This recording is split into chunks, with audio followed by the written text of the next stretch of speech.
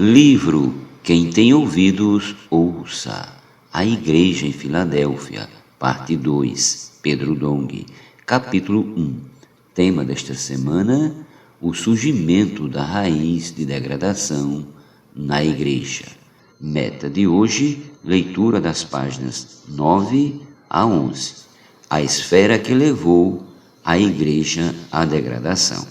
No livro anterior desta série, abordamos a forma como a degradação se instaurou no viver da Igreja desde o final do primeiro século, quando a palavra do apóstolo Paulo deixou de ser acolhida nas igrejas.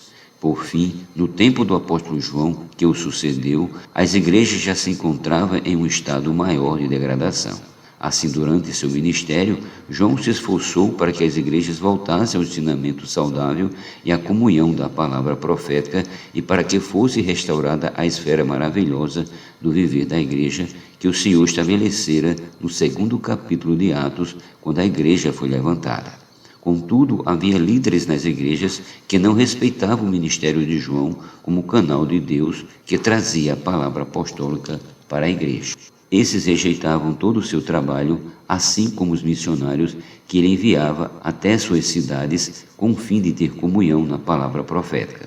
Isso acontecia porque havia alguns que amavam a primazia e faziam uma obra paralela à do apóstolo João, como era o caso de Diótrefes. 3 João, versículos do 5 ao 10. Isso nos mostra que os líderes estão mais preocupados em saber quem será o primeiro no reino dos céus e que, em sua mente, o que importa é a posição que ocupa sobre os demais. Mateus capítulo 18, versículos do 1 ao 4. As cartas de João registradas em Apocalipse foram escritas por volta do ano 90 d.C., em meio à forte oposição à palavra profética, como pessoas levantando calúnias e palavras maliciosas contra o apóstolo.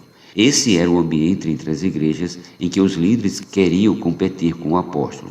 Baseados nisso, podemos afirmar que já não havia mais apreço pela palavra profética nem consideração por João. Por isso, após sua morte, Deus não levantou imediatamente outro apóstolo que pudesse dar continuidade ao falar profético. Sem esse direcionamento, as igrejas caíram em total degradação.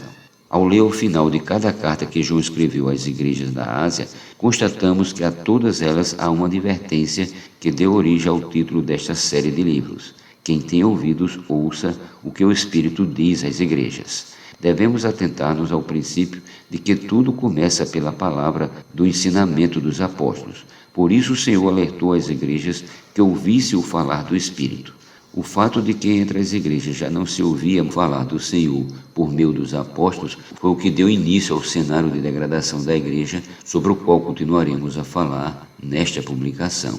Apocalipse capítulo 2, versículos 7, 11, 17 e 29 e capítulo 3, versículos 6, 13 e 22. Os lobos vorazes do primeiro século. Aqueles que estavam na liderança das igrejas e que posteriormente se opuseram à palavra de João são descritos por Paulo como lobos vorazes. Estes não medem esforços para alcançar seus objetivos e, visando o interesse próprio, não poupam o rebanho. Atos capítulo 20, versículo 29. Eles contaminaram as igrejas com o apostolado de João e mais tarde abandonaram os seus seguidores, não se importando se decaíram da fé. Esse tipo de liderança não se preocupa com a vida do rebanho, mas tudo o que quer é que não sigam a palavra provinda do apóstolo que Deus escolheu.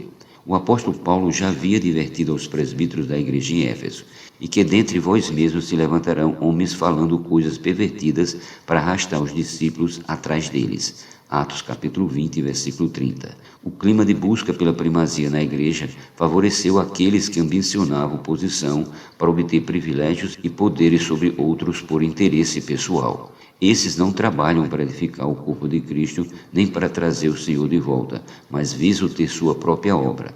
Que o Senhor nos guarde dos homens maus e mantenha puro o nosso coração, livre de ambições e do anseio de fazer uma obra pessoal.